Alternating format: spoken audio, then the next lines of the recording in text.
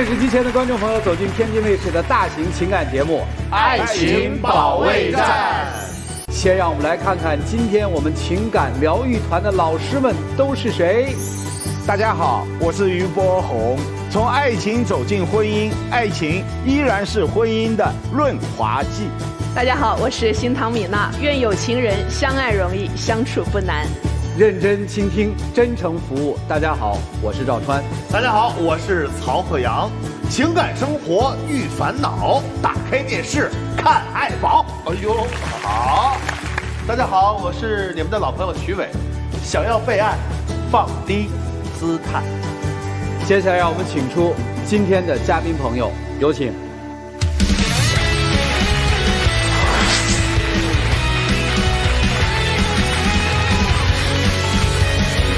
本期第一对情感嘉宾，杨先生，56岁，来自新疆，咨询师；魏女士，55岁，来自新疆，咨询师。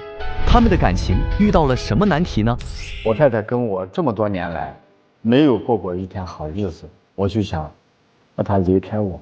在创业啊什么的，负了好多债，我就不停地去埋怨她、抱怨她。一个家庭，我觉得在这个关键的时候啊，因为是双方的责任，我想我是不会放弃他的。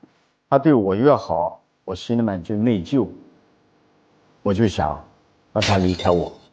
因为在那个时候，他得了脑出血，住院以后，在重症监护室没日没夜的，只有我一个人。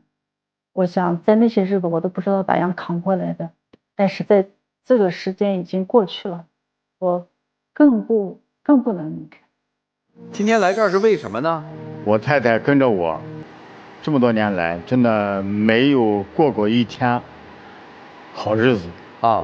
我一直心里很内疚啊。我就希望她能离开我。好，就是您今天是来谋求跟他分手的是吧？为什么呢？什么叫一天好日子都没过呀？这个说起来话长了啊。那是在10年前了，10年前了。因为一次这个重病脑出血，然后住进了医院啊，死里逃生啊！我在我生命垂危的时候呢，是我的另一半一直陪着我。那更不能离开了呀。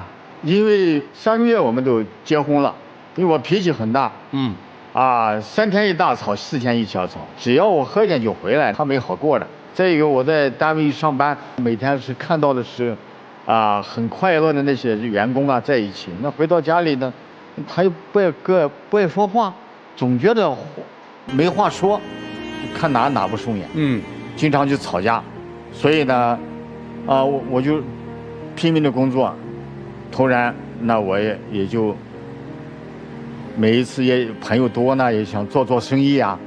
那生意做了多了，那肯定难免会投资就失败了。失败了以后呢，那肯定心情就不好，每天要回到家里，那就是大吵大闹，就没有好心情。我回到家里，他不说话，就给我做饭吃饭。我说你什么也干不了，那对吧？我每天忙着，你回来不说话，我就跟他吵架，一直就这么多年来走过来。突然有一天呢，他又是想做这个，又是想做那个，反正给我讲很多事情。我说什么，他好像是谈不到一起。就少年时，夫妻关系不好，经常吵架。您反思是因为您在外面顺也不好，还是不顺也不好？顺的时候觉得他不够乐观开朗，不顺的时候觉得他帮不上忙，是吧？后来人家想做一些事情的时候，你还是不认可。婚姻一直是特别拧巴的，是这意思吗？是的。好，突然有一天呢，我就脑出血住进医院了。在医院里是20多天，在重症监护室，不省人事。我的太太呢，一直就陪着我，一直在照顾着我。几次进重症监护室？1次、2次、3次。第一次脑出血后面有几次心肌梗死又犯了。都是妻子在陪伴着你。对。这时要离开你，又不想离开他，是吧？是的，我们结婚经常吵架，在那时候也是对生活没有希望啊，非常迷茫。那时候曾经也想，我也有这个念头啊，就是不能过咱们就分开，各过各的。就在那时候有这个想法的时候呢，他突然得了脑出血，住进了医院。在那一刻，我看到他躺在床上的那一刻，我就觉得作为一个女人，在最关键的时候不能放弃他。就这样在重症监护室住了20多天的时间，只有我在他身边守候他，我都不知道那20多天我是怎么过去的。他这个脑出血有开颅吗？做了手术的。做了手术了。对。我很重哦。对，非常重。那做了手术之后会有影响吗？当时？出院以后，他的思路呀那些，都是前言不搭后语的，就跟正常人不一样的。别人都说他不正常，都是这样。行动上呢？走路是可以的，就是晚上睡觉呀，那当时出院的时候是睡不下去的。当时是坐着的那种状态的。只能坐着睡。对对对。也就是说，那他生活能自理吗？反正是不能去做一些事情。走路是可以。就是这段时间有多长啊？需要您一直伺候他？也有个1年、2年的时间吧。1、2年啊？那很长啊。那对大哥来说，是不是内心特痛苦？啥也不能干了，那么要强。真想好好的，快好起来，但是呢，什么也干不了，家里全是他，就是既不能做家务，也不能出去挣钱。哎，是的，这是个活死人一样的。因为啥呢？他每天，早晨去上班，晚上很晚回来，我总想着是等他回来，我能做个饭啊，把饭做好，等他回来一吃饭。但是呢，每一次我都很费劲想办法，因为人一走嘛，我一个人在家里，我生怕出问题。假如我如果在家里，我突然跌倒，那跌倒有可能就很快就不在了。那不在了，万一很多人不知道，那等他回来，我都想到了很多东西，那我就不愿意待到房子，我愿意我就每次我就出去外面走一走，尽量有人的地方我去坐一坐，因为我害怕一个人待在家里，我害怕，因为啥？我害怕万一在家里，那他回不来怎么办？所以我心里很矛盾，多少次我都想死了算球了，我不要拖累他了。看到他每天回来，什么也干不了，太痛苦了。但是你是又非常的感恩，同时也非常的内疚。对，我以前脾气很大，现在我成这个样子，他还这样子，我觉得对不起他。就是一想，我曾经那么对一个人，结果这个人要这么报恩于我。是的，所以心里很难受。大姐，我特别想问一下，就是那段时期等于先生自己待在家里，您还得出去工作是吧？那个时候他的脾气好吗？还跟你发火吗？还是依然像以前那样跟你发火？那时候是比以前是稍微好一点，只是稍微好一点。对，但是我也理解，因为一个病人他心情肯定是不好的我理解他，我就会对他有所包容那像生了这么大一场病，这么长时间，家里有没有欠一些债什么的？在养病期间，因为他啥都不能干嘛，在家里面他也想看到我一天压力那么大，他也想着自己为家庭增加一些收入呀什么，他也想着去做一些事情，但是往往可能人在那个时候就，走下坡路的时候干啥都不行，就容易跳坑，跳了一坑又一坑，也给家庭造成了很多的负债。2019年的时候，那个4月份，我们就从新疆。我带着他，因为在家养病，他啥都不能干，我就想着孩子也出去几年了，没有去见过孩子，我们顺便出去养病的同时去看看孩子。就是这样从新疆走到了山东。那当时我就想着呢，找了一个单位吧，就说的管吃管住，我们可以1个月净拿些工资嘛，而且夫妻俩更好。就找这样一个工作去了以后呢，就是重活呀什么都是我多干一点，他呢就可以帮助我辅助做点轻松的工作，这样可以拿2份工资。就抱着这样一个态度去的，结果干了2年的时间下来以后，我会发现依然是每个月手上都是空空的，没有钱。哦，干完之后等于也就吃掉用掉了，是这意思吧？对，2手空空就没有。啊，那他每天在上班，我呢干不了什么，那就用一点脑吧。曾经在一起共事的朋友让我去做这个呀，做那个，我说可以。咱们不用体力劳动啊，就在手机上干一个什么什么项目，这不挺好吗？啊，我觉得挺好。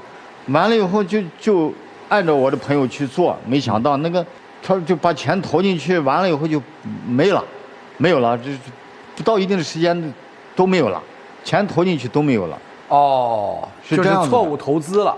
对，是的。那不相当于又亏本了吗？就肯定就没有了嘛。心里内疚吗？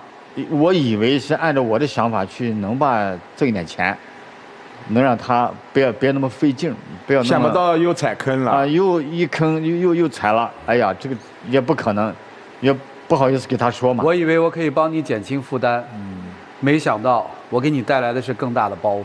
是的。那么后来妻子是怎么知道的？你又踩坑了，又亏了？他也有1-2张信用卡，啊，都是我让他去办的，啊，他这边信用卡我都对消费了，那一消费那肯定就没有办法了，债务就越来越多了，还不了了，他就知道了。欠了多少钱啊？那个时候，高峰时期欠债欠了多少？有个80-90个吧。80-90万，哇，80-90万，压力很大，压力很大。后来呢？把我的新疆的一套房子就这样卖了，卖了也去还，也没有还完，21年。然后呢，这个时候我的朋友呢，通一个朋友的这个朋友圈说呢，你可以到重庆来，听说你不是有负债，啊，你到这里来，可能能帮你解决负债的问题。那好，真有这样的，我就去一下。啊，当时我就2021年3月我就来到重庆了。到了重庆以后，条件改观了吗？改了，是指经济上有了一些收益了，还是指自己的心态变了？啊，通过了一些学习，先要干什么，后干什么，啊，不是一味的你想去按照我们的想法去做你想做的事情。我的思维发生变化了，心理状态也好了，经济条件也有所缓解了，对吧？是的。那为啥现在一切都好了要跟人离婚呢？我就想着这个债务把他拖累着，我总觉得首先是对不起他，因为前期来讲呢，刚结婚的时候是我脾气很大，一直没有让他过好的生活，然后现在呢好一点了，但是我总觉得是不是他不开心不快乐，我想着你呢，啊，能不能离开我，过你自己想做的生活？你看，你以前你的梦想很大，你的想法很大，想做的事情我也一直拒绝，我也一直在阻挠你。现在越来越好了，我想是不是给你认为你想做的事你去做，想做什么你去做。也就是说是想通过离婚这个事儿把债务全部分割清楚，由您一个人来承担债务，然后让大姐去自由的去生活，选择她想过的日子，是这么想的，是吧？是的，是的。大姐怎么想这个事儿啊？我肯定不同意。为啥呀？因为她在生病的时候那样情况下，我都没有放弃她，我现在更不可能放弃她。你生病那种情况，是因为在生与死的边缘嘛，对吧？少来夫妻嘛，那你肯定是有那种的。现在她这样了嘛，她也恢复了嘛，然后又心存内疚嘛，她现在想有一些东西她来背嘛，她的心理状态很好，让你有一个更舒展的一个生活方式，做自己想做的事儿，这不是一个好事儿吗？是因为离婚了，你就不用来偿还债务了，而且你也没有那个压力。你是不是看到平时妻子也是愁容满面，压力很大？因为毕竟这么大的债务。是的，是的。我觉得家庭是2个人的责任，已经这样了，我觉得只有2个人共同去承担，才可以越来越好。确实，面对这样的状况，丈夫选择离婚，离婚是一个办法，但我认为绝对不是一个好办法。我并不是说一定要去赞美你们，因为美好的婚姻，它就是在碰到艰难的时刻的相濡以沫。两个人也有争争吵吵、恩恩怨怨，但是一场大病，突然把两个人更加的抱在一起了。面对这样的命运多舛，最后选择不停地去经营也好，去做生意也好，最后付下了这么多的债务。生活没有假如，我并不是说你当时这个做就做错了，但是做就做在那里了。那么面对这样的一种情况，丈夫内心可能更多的就是内疚。丈夫是不是有这样的一种感觉？总感觉自己害了自己的妻子，所以你要想方设法把她摘出去。但是你要想，夫妻这么多年，又是经历过这样的一个磨难，这个妻子即便是离婚也摘不出去了，她放得下这件事情吗？她会更加的担心担忧自己的丈夫还不还得了债，她会不会因为还不了债更加的急火攻心？当然她也明白你是为她好，并不是说两个人没感情了。如果作为一种态度，我非常认可，这就是相互为对方好。但是这个选择不妥当，真的不妥当。我问妻子，你接受吗？接受不了的。孩子赞成吗？孩子也不赞成。如果硬要这样离，毫无意义。另外我认为，虽然债务很大很难，一起去面对，哪怕很难，我想婚姻生活也会比离婚幸福得多。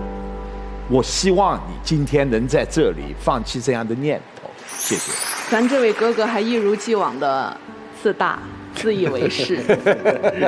凭什么你认为你生了一场病了以后，你就可以就像是一个慈悲的主人一样，打开这个笼子，鸟儿飞吧，追你的梦去？哎，凭什么？凭什么咱姐姐的人生是由你做主的？咱姐姐想救你的时候，她就救了；咱姐姐想陪着你的时候，她就陪了。凭什么你要在这个时候惺惺作态，说我不要让你被我拖累，我给你一条生路？她是自己的，她可以选择走或留，你没有权利在这个时候做出这个态。这个态在我这儿，我刚刚用了一个叫惺惺作态，可能您觉得有一点不舒服，但是在我看来，它就这样。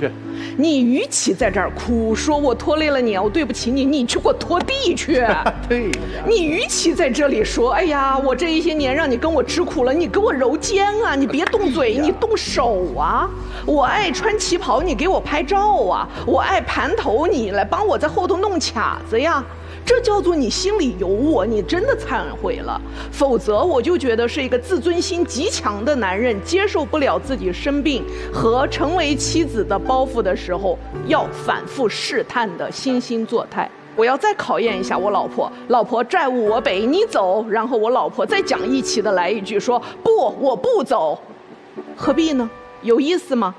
咱累他都累了半辈子了，咱就不能给他一点真的细致入微的照顾？你真的如果觉得愧疚的话，踏踏实实做饭、洗衣服、蹲地，他当年怎么对你的，你怎么对他，好不？咱就别说什么分不分的这一些了，哈。这个其实作为现在的年轻人来说啊，可能是真的比较浮躁，大起大落经历的也不是很多。所以像您这样的经历了这么多，两个人从互相不对付也好啊，觉得不合适不合拍也好，一步一步从经历到生死，不离不弃走到今天，我真的觉得我是很羡慕的。我能理解您的这个心情，就说了我已经拖累你这么长时间了，放了不是。我觉得真正就是您现在有独立行为能力的时候，您才是还债的时候，情债是最难还的。未来余下的好几十年去还这个情债，您现在着急忙慌就说了，我给您自由解放，我觉得您啊踏踏实实过日子吧，把未来的日子全部给您的老伴儿，我觉得这是最好的结果。大哥呀，为什么这么作？因为心虚了。以前在家庭的位置你是上面，对吧？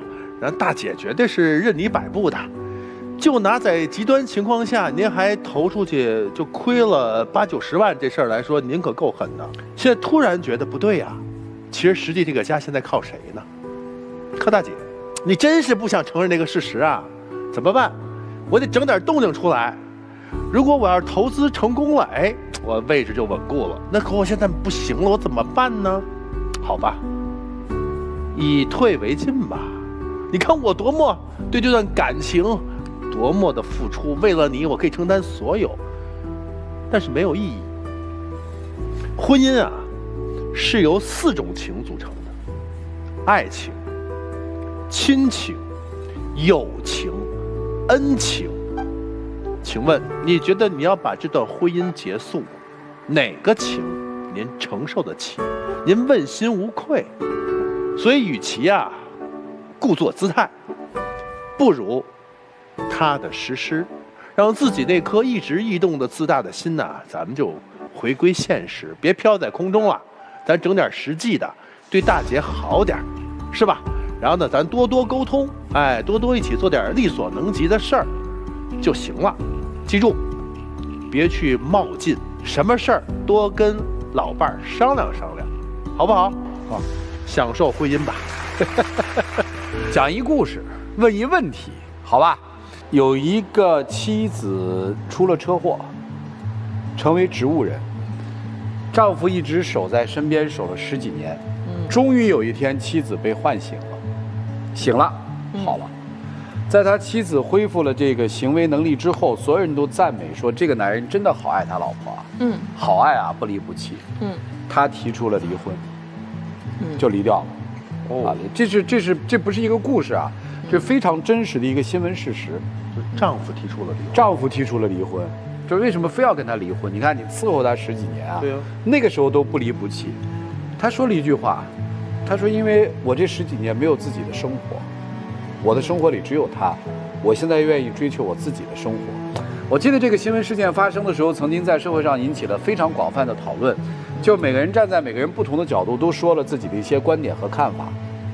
就像今天您提出离婚这件事儿，那很多人说，你看是假的吧，就是来秀恩爱的吧。也有一些人说，哎，这大哥还挺仁义的。还有一些人说，这是一个自私的老头儿，自私自大的老头儿，说什么的都会有。其实这个不重要，重要的是内心里面到底是怎么想的。要提一个问题给大哥，如果可以选择，你们俩有一个人比另一个人能多活5年，你选择是先走还是多活？先走啊，先走。所以骨子里你还是自私。多活的人是更痛苦的，对，因为那个人走掉了。所以既然这样的话，从今天开始就不要再跟大姐那儿玩测试了，踏踏实实的过日子就行了。对，这种时候要离开，并不代表你伟大，只能代表你自私。以后别提了，多伤人的心啊，是吧，大姐？你愿意跟他在一起是吧？没有被其他人绑架吧？孩子说你不能离，这个社会说你要离了就你该付出的都付出了。现在从心理上来说，你是自由的。如果您就真的坚定说要离开大姐，一会儿你也别出来了，好不好？好吧，来，请坐，请坐，请坐。来，这2位请来。本期第2对情感嘉宾，严先生，59岁，来自新疆，退休；马女士，55岁，来自新疆，自由职业。他们遇到了什么样的情感困惑呢？关注天津卫视官方微博，参与互动，赢取惊喜好礼。精彩节目稍后继续，精彩节目马上开始。您别看我这个岁数了，我觉得我还是想去创业，因为一个人必须要敢想敢做啊，遇到什么事情的时候再怕困难，但他不支持我。10多年了，来来回回做了不少那个单，不少生意都没挣钱，荒废无尽。他现在呢，就想惦记让一个孩子结婚买房子的钱，这我现在不提。虽然前面没有成功，但是我也积累了一定经验啊。我觉得这次这个生意应该是我最后的机会，我想再搏一把。希望得到他的支持，也希望得到大家的支持。你们是为啥来啊？这个我们两个现在都退休了嘛，儿子在成都工作嘛，我们所以就来到成都定居。挺好的呀。来到成都定居嘛，另外想给儿子买个房子结婚。但是他来了以后呢，他看这个儿子现在连女朋友也没有，他就想把这个给儿子买房子的钱拿去投资，这个我就不愿意。为啥？儿子也不高兴。哎，你们结婚到底多少年啊？30多年了。哪年结的婚啊？90年。90年就结婚了。儿子多大？32了。32岁。干嘛要把买了房子不就得了？干嘛要投资啊？怎么了？这个你让我看这大哥这说到这儿不敢说了是吧？你们家谁做主啊？我们家现在钱都是他管着的。过去呢？过去我挣的钱，也交给他，但是大部分时间他管他的钱，我管我的。哎呦，这个家庭模式挺有意思的，我们听听为什么？你们俩咋认识的？谁追的谁？是我爸爸看好他的。那时候我还在上高中，我爸爸那时候是我们连的连长。我们连的连长呢？兵团的是吧？我们是兵团的。建设兵团。他从别的连队嘛调到我们这个连队来。调到我们这来了之后呢，我爸爸当连长，他当统计，就像我爸爸的勤务兵那样子。他那时候是住在宿舍里头的，经常吃饭各方面不方便。我爸爸嘛见他也长得帅，他爸爸嘛也是连长，我爸爸嘛就经常把他带到我们家，久而久之嘛，我爸爸肯定有那个意思。好，我毕业了，我们两个就开始就谈恋爱。主要是你有意思吧？你爸可能没这意思吧？听明白，你在家肯定很厉害吧，大姐？哎呀，我在家也。是吧，大哥？这在家是不是你挺听他话的？也不是。也不是。那就行了，也不是。行，那咱往下说。你像我们那里条件都不好，我们当初的时候家里条件还算好一些的。好，那时候包了2年地，我们家还挣了一点钱。后来之后我就做生意了。您做生意了？我那时候我们家孩子还小，那时候孩子可能就5、6岁，我就去做了开了一门蛋糕生意。那时候刚开始开店的时候也真的特别的辛苦。当初他结婚的时候1个月才100多块钱。100多块钱，当时肯定是不够花，也还养孩子。好，当时呢我就开了一个小作坊，就小蛋糕门面房嘛。每天是拉车到那个集市上去卖，白天去卖，晚上回家了就和他下了班也帮我在家里干，婆婆也帮我干，要干4、5个小时。当时也挺辛苦的。好，没过几个月以后呢，好之后我们那里有那个商品房了，之后我们就集资买了一个商品房门面房。买那个门面房呢，当初自己也没有钱。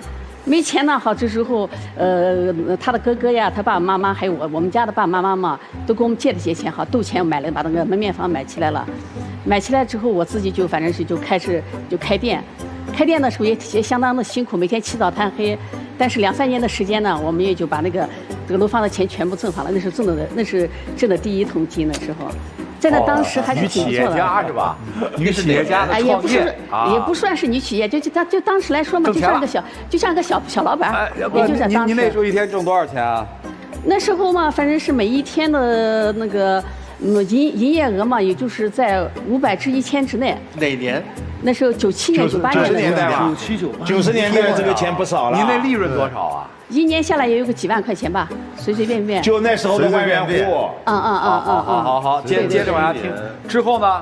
之后呢也就是因为那时候做生意特别的辛苦，我们2个嘛，反正是他上他的班，慢慢的，因为我挣了钱，每天比他挣得多，有时间嘛，1天的利润就相当他1个月的工资。所以嘛，我干啥事情就要吼他，干啥。你是真会藏啊！说1年几万多，然后说我1天的利润是他1个月的工资，因为他工资特别低啊，那时候才几百块钱嘛。对呀，你1天的利润就几百块钱，因为1天利润几百，10天利润就几千，1个月的利润就上万，你1年这上万块钱，10几万，10几20万，97年。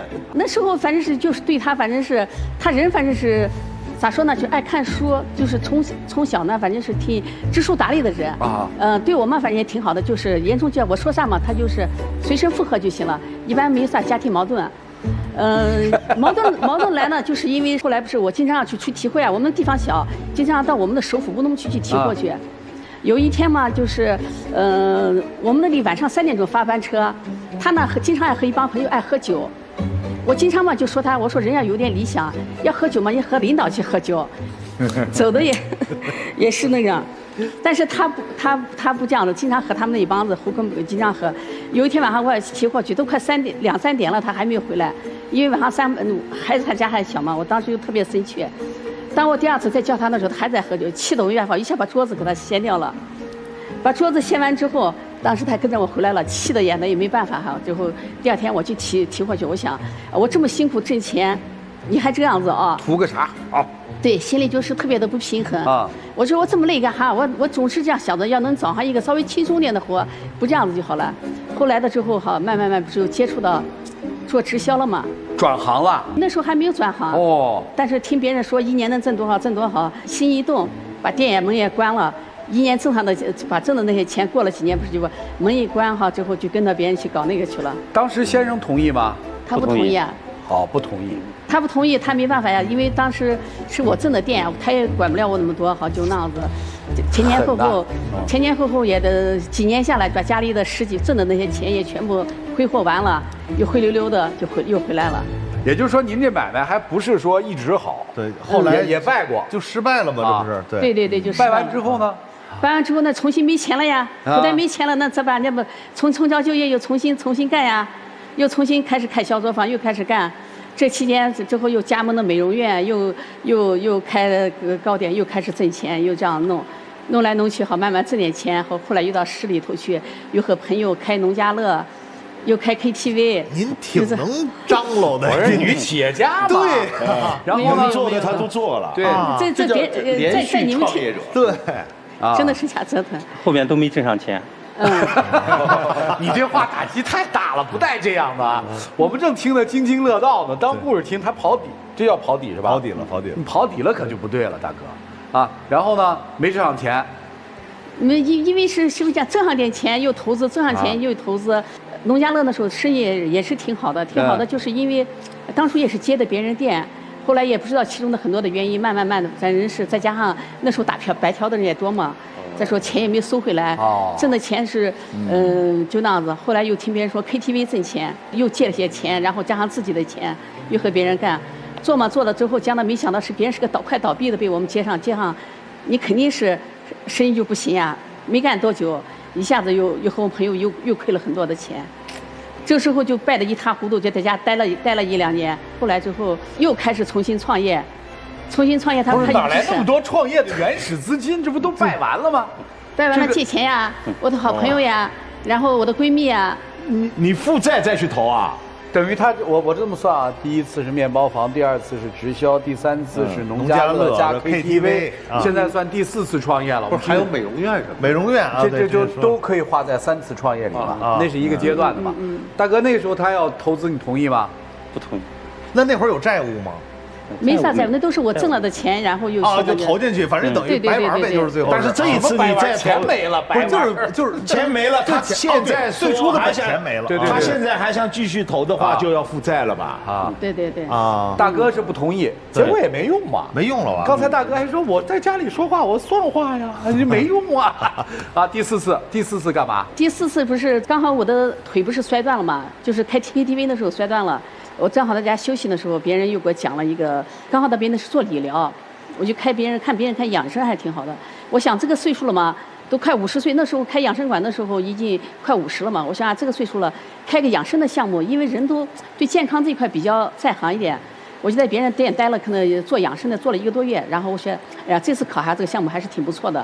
当时跟他讲的时候，他就说的，你别折腾了，也别弄了。当时养生馆的时候，他是没给我投钱。大哥，你就没有强烈的反对一下？以死相逼，因为当时呢还没，看这个表情肯定是反对，但是不管用。这大哥好像就特别那个，就是逆来顺受，你知道吧？一看就是我早就怎么个意思啊？您兜里那会儿有钱吗？我没钱，也没有存款，什么都没有。因为那时候我那点工资就是家里的事情，养孩子都是我。他的钱都折腾投资去了，也就是一份工资啊。而且您的丈夫在家里是不是特别老实的那一种？他不是说特别老实，但是他是那种讲道理的那种。对。干啥事情呢？他知书达理。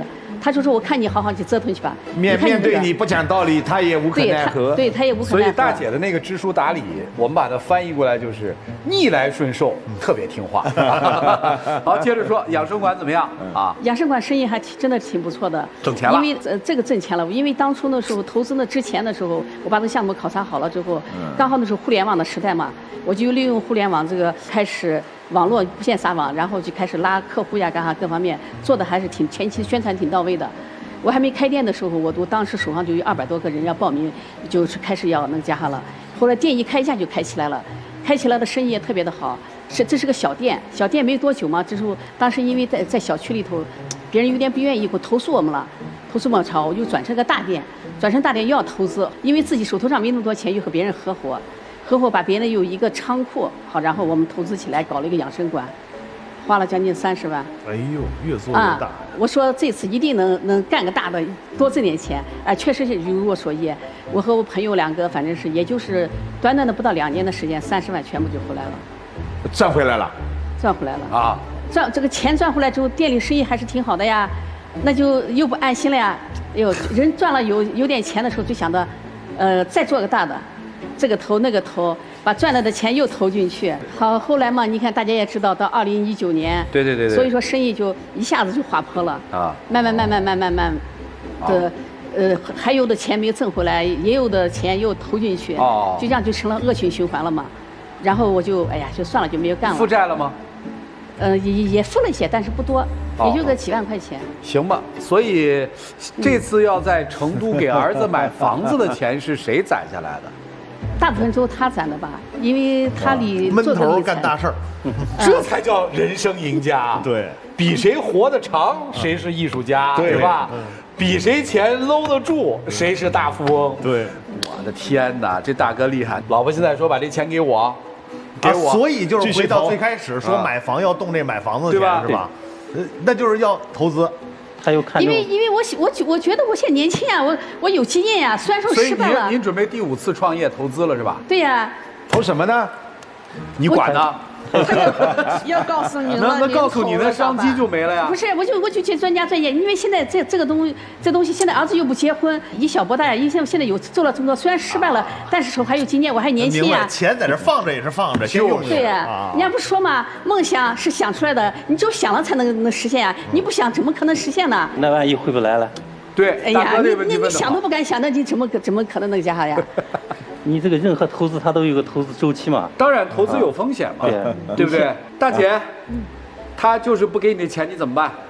所以软硬磨泡呀，现在就在跟他商量呀，让别人也来给我建议啊。所以请各位老师给我点建议啊。我们劝他，你这是要把所有的钱都拿出来投吗？我没有这样想法，没有，我还没有想花多少钱啊？拿多少钱？就房款的多少要拿？1/3还是1半啊？还是多少啊？1/3吧。1/3。这个1/3投了，接下来就是那个2/3了。再追加呀，万一要投资的话。所以于老师怎么办？您给说说，您来自浙江，我们那里老板遍地，我也看到风风雨雨、辉辉煌煌都见过了啊。但是这位妻子不容易，您看人家认为你是很折腾，你是这一辈子不想让自己的生活只剩下家庭，我就要去拼，我就要去努力。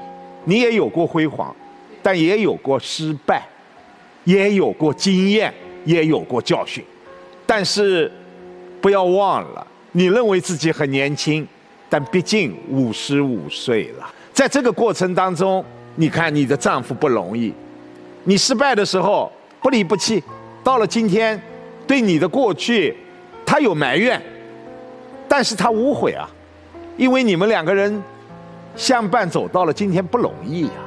就是，他毕竟已经奔60了。我并不是说拿年龄说事，我想到这个时候，你也不想在生意上再有个闪失，最后夫离子散，负债累累。更何况，现在的积蓄并不是当年你经营获得的利润，而是这一位丈夫凭着自己微薄的工资，省吃俭用积攒下来，想给孩子买婚房的。我认为这个年龄我们真的经受不起了。当然你有经验，但你不得不承认风险，否则你一辈子经营下来、拼搏下来、创业下来，账户上是一无所有啊，说明还是失败多，辉煌少嘛。我们是同龄人，我们要想开一点了，我们要安享晚年生活了。因为现在你不去创业、不去拼搏，日子是可以过的。丈夫，你说是不是？可以。所以这个钱，我个人认为不能动，我坚决支持丈夫。我刚刚在想哈，假如是角色倒换一下，是一个55岁的大哥，经过创业了几次，然后呢有辉煌过，有失败过。今天说我想拿我们家给孩子买婚房的钱的一部分从头再来，我想可能很多人都会支持。大家一般来讲会对男人创业会觉得，男人你可以干到老，对吧？你70岁、80岁你想创业都可以，但女人，你仿佛年轻的时候你就应该忙着生孩子、结婚，你中间应该忙着侍奉公婆，老了以后你应该忙着给孩子找对象和带孙子。对，这个我认同，对吧？对。所以有的时候这是一种性别上的不公平。但是在您的家庭里头，我觉得一切都是量力而行吧。我刚刚也在想，如果处在您这个家庭角色里头，我如果是你们的亲戚，我会怎么办？我想我可能能给的意见，也就是要不咱给孩子的婚房稍微买的一个小一点的，然后给老婆一点自己能够承受得了的这样的一个亏损的，让老婆再去闯闯，因为55岁还是该闯的年纪。我支持啊，大哥不说话了。因为我觉得，虽然说有失败，但是也有经验。因为我觉得现在我还55岁嘛，还没到那7老80坐在那躺平的时候。但是您没有听明白我刚刚说的有一个点是什么呢？是给孩子的婚房要先买好，以防刹不住你的脚。另外，给你的那一小部分，其实是做好了你可能又要砸进去的这个思想准备了。而为什么会同意您砸？是因为反正家里头有这个钱，你让老婆自己快乐的知道我每天该干嘛，给我的生活剩下的几十年安排的好好的，这是提高了生活质量。我们最怕的就是到了50几岁的时候，忽然觉得我又年轻，但我仿佛又得退休。我如果让我什么都不干的话呢，我觉得我接下来的岁月不知如何安排，自个儿会颓下来了。所以这一些仅供您参考。我特别佩服您这一生丰富多彩，真是。但是，我感觉您丰富多彩的背后，就是您老伴儿对您的支持，默默无闻的支持。而且呢，我是觉得您还真就挺有商业头脑的，就是摔倒了再爬起来还能挣。但是确实，像刚才您说的那个，遇着特殊情况那没有办法，可能您也觉得您的才能没有得到施展的空间，还有机会。但是我是想说呀。您也得尊重一下您老伴儿的这个想法，您毕竟默默的把这房钱都攒出来了，是不是？还有一个就是孩子，您也得征求一下，毕竟是刚才米娜老师说的也对，就万一您要是1/3扔进去，您要刹不住了，再追加呢。而且我刚才想的是最折中的办法，就是您二位还年轻，把孩子的房买完了，您让您老伴儿再攒呀。再攒出1/3来，您就敞开了，随便投资。好了，这是个办法。对，来得及啊，完全来得及。也是正当闯的年纪。所以这个以后什么相声这些娱乐活动就别参加了，把这钱都攒起来。听场相声后贵的，你出的什么主意啊？这个。其实我不想谈创业啊，我在想看通过退而不休背后折射了你们婚姻什么问题。我甚至感觉到2个字儿。叫孤独。大姐，如果你不创业，你能和老公一起安享晚年吗？你们俩有话题聊吗？你的生活充实吗？给你快乐和幸福感吗？大姐，回答我，能吗？你说的话题真是说到我心坎上了。这么多年啊，说个内心的话，挺愧疚他的。因为做生意，你不可能在家里做生意，你肯定要往外去闯，要去走，要去跑。生意都是跑出来的嘛，对吧？人际交往啊，各方面肯定对他和对家里头肯定是多多少少的亏欠的。好，那我问您，您什么时候去补偿这份亏欠？您觉得什么时候合适？我现在还是有点不甘心，我觉得。我就问您，您觉得什么时候去补偿这么多年的亏欠？幸亏您没赚到什么钱，您要赚到钱了，您就不觉得亏欠了，是还是不是？不是。哦，还是会亏欠是吧？那告诉我什么时候去补偿这份亏欠？我现在都在默默的在补偿他了。你用什么手段去补偿了？在家里头对他们关心啊，做他们爱吃的东西啊，我特别会做美食呀。只要我在家里头。跟老公聊天沟通吗？沟通呢。一起去旅游吗？去呢，我们只要是有空，我们都去旅游了。好的。然后您这份亏欠到底是在补偿还是在蓄力？就为你下一次创业，我先把这事儿给铺垫了，然后他就可以同意我下次创业去了。可能这1、2年我没有钱，对吧？所以说我先来积蓄能量，然后为我下面接下来可能好几年的，我顾不上你，我先找一个理由。老公，你先说吧。你需要生活当中一个忙碌的妻子，还是需要一个可以陪你一起安享晚年的爱人？那肯定是安享晚年的。这个需求有跟他说吗？说过。啊，你接收到了吗？来，妻子，你接收到了吗？所以我不想谈创业，我想谈的是2个人在一起的感情生活到底是什么。换句话说，我们去创业的目的是什么？创业目的就是为了家庭好呀，让我们的生活更为了家庭好。什么叫家庭好？是经济条件叫好，还是说我们心跟心在一起过日子，过平平淡淡的日子叫好？因为我跟你说啊，100%的家庭矛盾都是因为这个钱的问题。这是你认为的啊？这是我的认为的。老公认为是什么？有钱的问题，也有其他的问题。当然了，但钱的问题是什么事情引起的？恰恰就是你在挣钱赔钱，挣钱赔钱，但是你不光赔的是钱，更多的是赔这么多年你们在一起的时间。时间比金钱还要贵，虽然它是免费的。所以其他创业项目我不跟你谈啊，你可能谈的比我要多，头头是道，因为你试图想说服我。我想告诉你的是，什么叫人生赢家？什么叫生活？这个需要你去好好体会一下，好不好？就这。这个开题开得太复杂，今天。对，2个家庭，一样的。其实我们看它的那个内核和内质来说是一样的。这个大概代表了60年代这一代人的婚姻观。对，其实是具有代表性的。在这2个家庭，其实我们看到了什么呢？就是夫妻之间的互补性，都是互补的。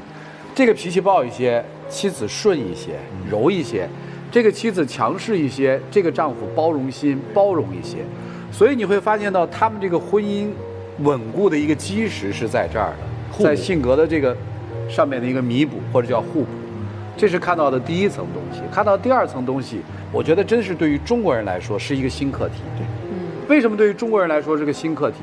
过去我们讲50郎当岁已经老得不行了，60岁已经垂垂老矣了，70岁就不得了了，古稀之人了，对吧？对。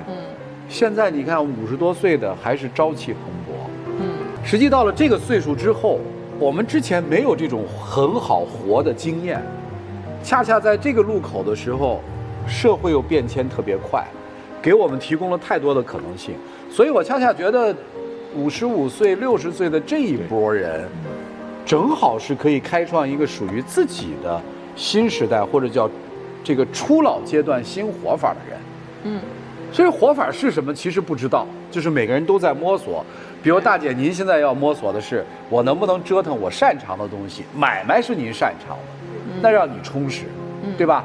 大哥可能除了对这个财产的担心之外，就财产损失的担心之外，还有一部分东西就是忙了一辈子，两个人在一起，咱多待待，对，是吧？他的需求在这儿，并不是说他不愿意去创业，没有阻止的。这大哥更那个了，咱说不好听的话，他现在有点闹娇，你知道吗？哎呀，你还是多关怀我一些，我年轻时候对你不好啊，你得对我好一些。但是要找一些，我个人觉得是一些新的目标和新的方向。年轻的时候应该是分开的，你有你的目标，我尊重，我支持。可能是不是到了这个岁数，咱们探讨啊，是不是应该有共同的目标？而不是再是一个人的目标了。其实到了这个岁数，我们需要更多的是互相陪伴，对，共同做一件事情。比如说您的这个创业里面，如果是有大哥这个规划在里头的，又恰恰有他的一部分的兴趣爱好什么的，那我觉得就特别好，大哥也不会反对。应该是这种东西。但是话说过来啊，这是我一个内心的想表达的一个，就是您说，因为今天来参加这个节目嘛，还有一个最根据的，我觉得这个一个家庭的和睦是两个人相互的。这么多年，你看我们家老公他一直默默的，虽然说是我强势点，他要是要一般的男的话，要没有这种包容心，他也家庭早都不分裂了。这么折腾，把家里钱折腾来所以说人家包容啊，对，包容心。还有一个真的是相互的。你看，在我30岁过生日那一年啊，我们那个地方当时是没有花店的。我过生日那天，我们该吃饭了，好，我们一帮小姐妹该吃饭了的时候，他突然不在了。那时候没有手机嘛，当时我就问他到哪去了。过了好一阵子，他回来了，他给我买了一个这么大一束鲜花，他说网上订的，从邮局，我们那时候还从邮局里买，然后订上来。当时我还没有哭，我旁边的2个小姐妹都哭得稀里哗啦的，哎，都觉得这个男的哦，特别的有依靠，而且呢，就是属于那种可以一万终身的。对。所以说，不管我在外面啊做什么事情的时候，我总想到家里还有一棵大树可以靠一个。对，你巧令辞色呀。对。你的核心就是说，哎，老公啊，你很好啊，接着好啊。对。你这个逻辑不对啊，所以我在偷换概念。这大树啊，不能只等着，就是你累的时候去靠。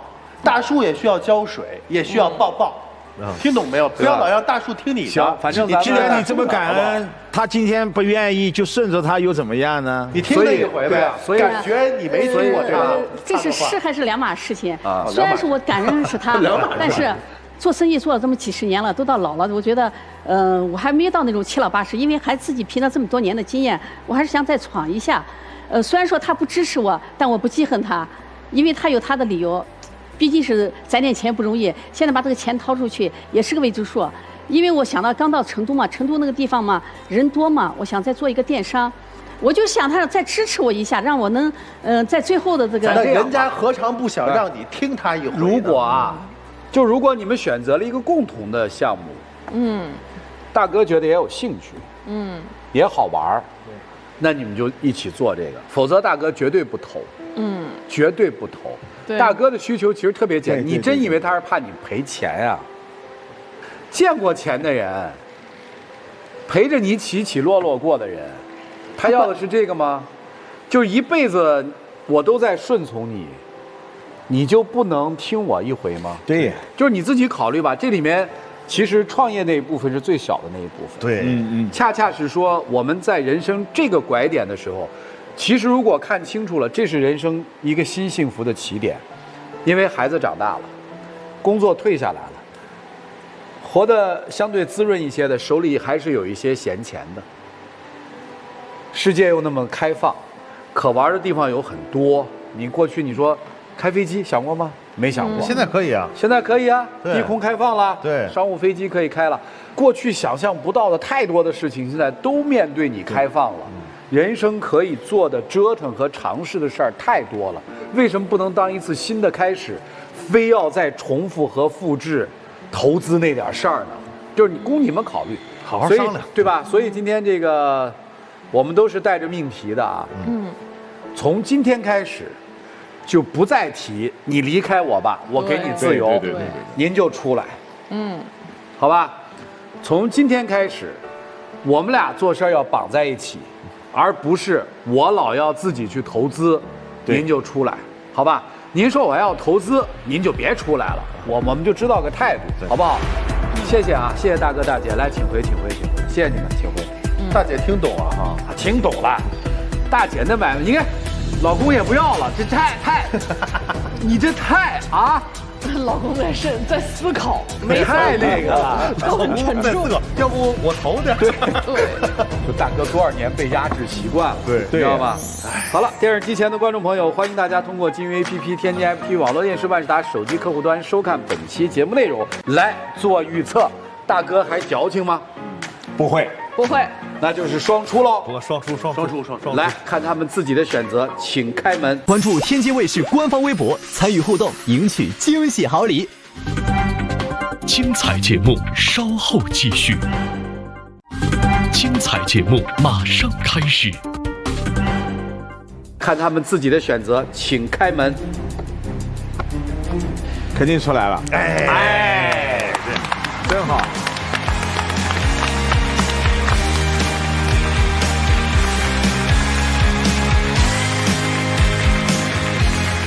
说实话啊，你要从身高上来看，你就想象不出大哥也曾经在家里面能那么啊生猛过。对呀、来吧，我们见证一下你们的幸福时刻，拥抱一下，好不好？多抱一抱，来，哎呦，多抱抱，多抱抱。我太太跟着我这么多年来，真的没有过过一天好日子。一刻我看到他躺在床上的那一刻，在最关键的时候，不能放弃他。好，请亮灯啊！情债最难还，珍惜贤妻，珍惜健康。他们归结起来就是想告诉您一句话：好好还债，还老婆的债。对，别乱想了。祝你们幸福啊！我觉得已经很幸福了。谢谢，谢谢，请回，请回，请回。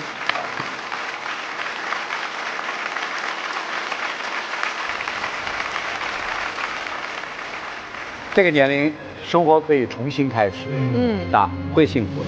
好了，电视机前的观众朋友，我们节目的唯一官方报名热线是0223606301，情感困惑的观众可以来电报名，不收取任何的费用，小心被骗。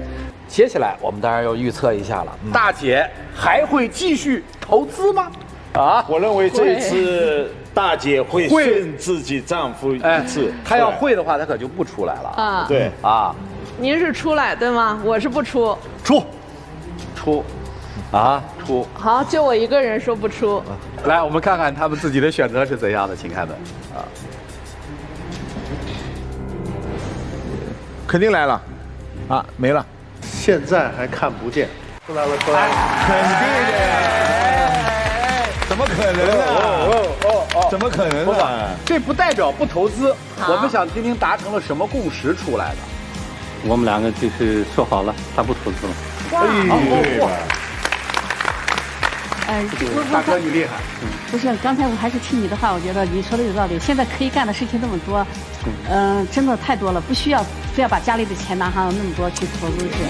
真的，说的专家还是专家啊！您说的太对了。说你们专家还是专家啊！来，接下来我们一起见证属于这对恩爱夫妻的幸福时刻。来抱一下，抱一抱，抱一抱，多抱一抱，多抱一抱。这个镜头留下来好。谢谢你，谢谢你。哎呦呦！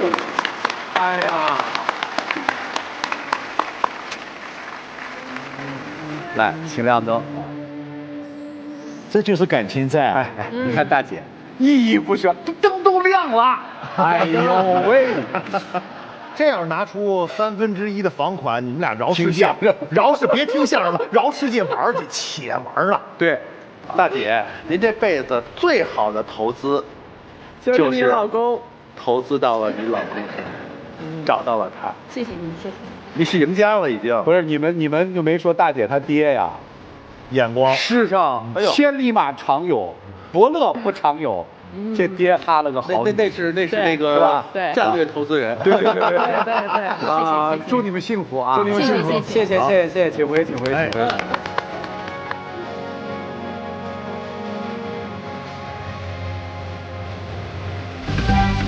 精彩节目稍后继续。精彩节目马上开始。好了，电视机前的观众朋友，再一次感谢您的收看和陪伴，我们下期节目再见，谢谢大家，拜拜。